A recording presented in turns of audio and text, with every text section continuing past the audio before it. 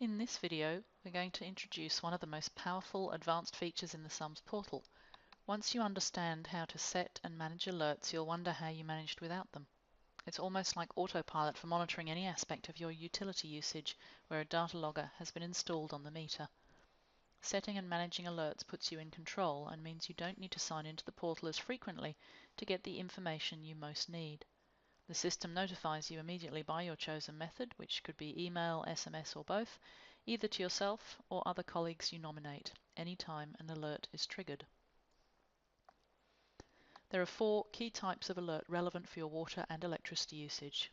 They are flow alert, accumulated alert, zero flow, and disconnected alarm. First, it's important to understand the difference between flow and accumulated.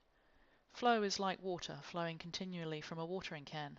Think of water flowing through your pipes. It's measured in litres per minute. Any accumulated measure is the total amount of water used over a given time period and is measured in litres or kilolitres, which is 1,000 litres.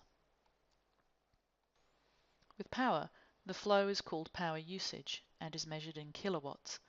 It's easiest to think of it as how much power at any given moment you need to run equipment. The amount required fluctuates constantly, a bit like your foot on a car accelerator pedal needed to move a vehicle. Accumulated energy use is measured in kilowatts per hour and is the total energy to run equipment over a specified time.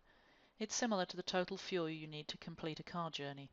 Remember, power usage is at any given moment accumulated energy use measured over time. Armed with this information, we can now see that a flow alert could be used to notify you when the flow rate exceeds a set threshold in a given time period. So you might like to know when the water flow in your system exceeds a certain level overnight, when usage would generally be very low, which might indicate a problem. For electricity, this type of alert is called power usage. On the other hand, with an accumulated alert, you will know when a set threshold of a total volume of water used is breached at any given time period. This could be used to see when your building's total water usage in a 24-hour period exceeds a certain level. Again, for electricity, this is called accumulated energy use. The trick is to formulate questions around your usage and to then set an alert when these usage levels are breached.